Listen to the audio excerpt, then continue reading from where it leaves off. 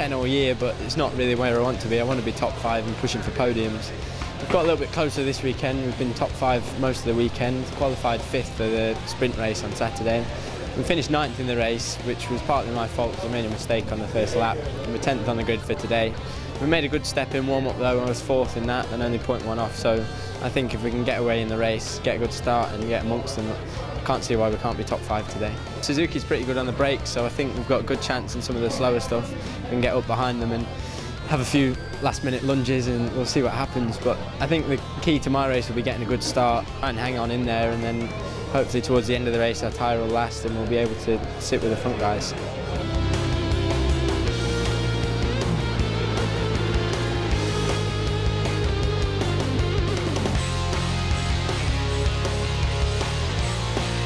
And the Martrain Yamaha are going to do the double here at his favoured Brands Hatch.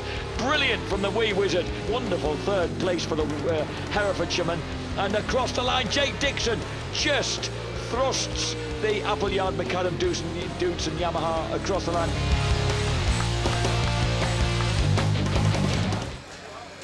British Superbike wise, it's been a little bit difficult for us.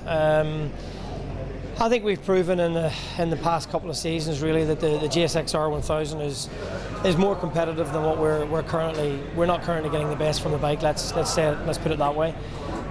So I think, to be fair, John has the ability, as does Josh actually, and it's just maybe the season came a little bit early for John following his lengthy layoff.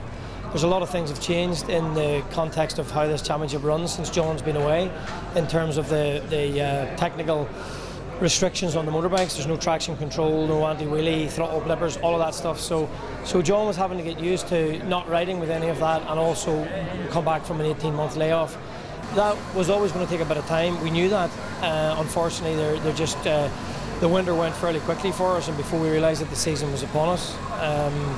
So where John is now is actually, where we kind of like to have seen ourselves be at the beginning of the year, and that probably would have painted a totally different picture than the one we have right now. So that's kind of the way we want to look at it. This is where our season starts. We're looking at it as a building exercise from here on in, and hopefully both riders, John and Josh on the Superbike, we can see some better things off from here on in.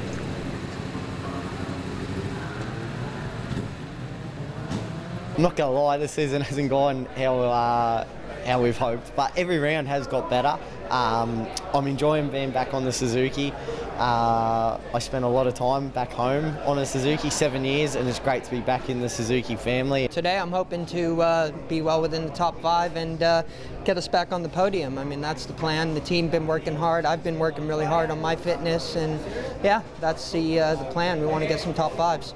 I'm being realistic. I mean, we always come here looking for podium finishes, and I know that's what John's expecting as well. That would be nice, but I'm not going to say that I'm expecting that. It would be nice. I would be very pleased with that, of course. If we can at least challenge the podium positions, where we end up kind of depends a little bit on how strong the other guys are towards the end of the race.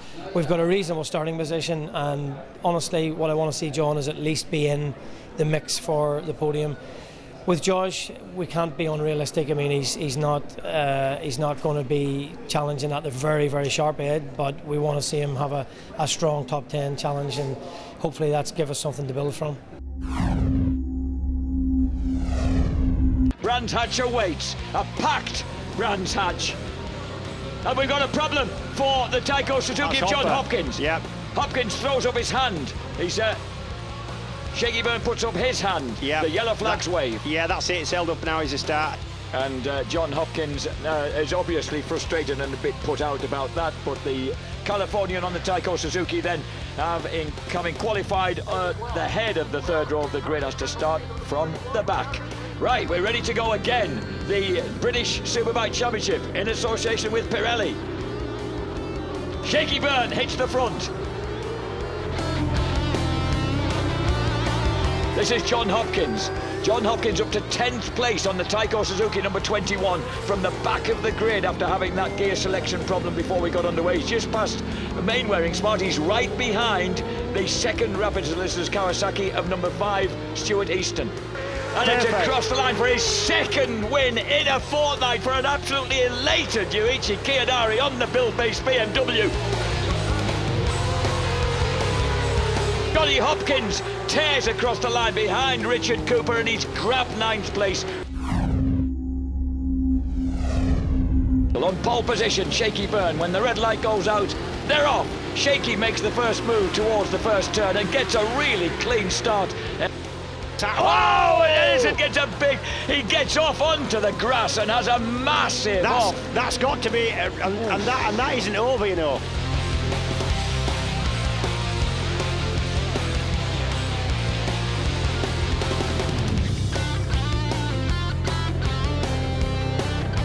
Round Westfield, down Dingle Dell, which has never looked a particularly dangerous bit of track to me until this point. And someone's gone down again. We're racing again, and then straight away Kianari jumps to the front and surprises Shaky Byrne. That was something of a surprise to all of us. He's going on the inside though. Shaky's going for the inside. Rain. I suddenly thought they were holding their hands up then straight away up the hill. Yeah, they were.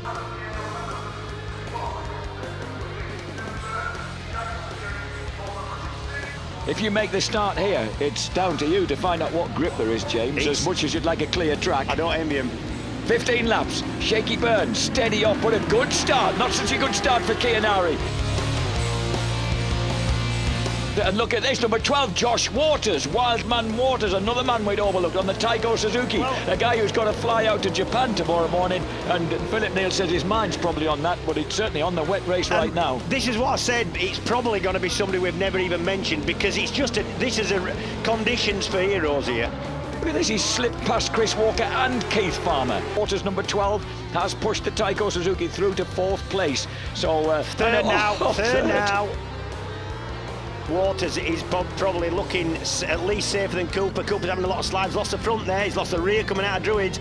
Cooper's on a real mission, I feel now. And Waters doesn't look so, he looks a little bit more smooth, it just looks like he's got a bit better pace, a safer pace to me, does Waters, than Cooper. Cooper's going to keep going, obviously, but and it isn't mistakes that Cooper's making, it's just the bike sliding around because he's pushing so hard. This is one of the sweetest men you'll ever meet in a motorcycle racing paddock. They call him Wildman Waters because he's absolutely anything but. Quite he's the just a sweetheart. Yeah, he is, yeah. And he's having a good go at this. We've seen very little of him just because he's now best part of 6 seconds in front.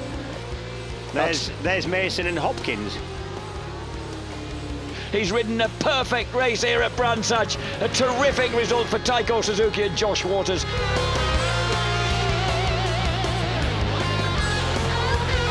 Obviously it was wet, but it was the same for everyone, but the dry's a lot harder. I've always seemed to go okay in the wet, so I was just trying to be smooth and trying to do everything. With 5 laps to go, I couldn't believe it. Huge thank you to Suzuki and Tyco for believing in me and giving me another shot. So I'd love to keep trying my hardest and hopefully be constantly, in the top 10 where the bike and team deserve to be. It's just absolutely thrilling. I mean, we've had a pretty tough start to the weekend with the weather and the storms coming in this afternoon. We just really didn't know how to call it. But Josh just showed his absolute confidence in the wet. We're absolutely thrilled to take this win. Really, really, really pleased for all of the Taz team and definitely for all of the Tyco team. Really pleased. Got a tear in my eye. I spent a lot of time with Josh this year. So the tough time, I'm so pleased for him. Out watching him, fingers crossed. He's a master in these conditions and took his riding from end of last year here when he was fighting for the podium. And it's just so good to see. He so needed that. He's off to Japan now to the 8-hour race. He'll go there with a lot of confidence.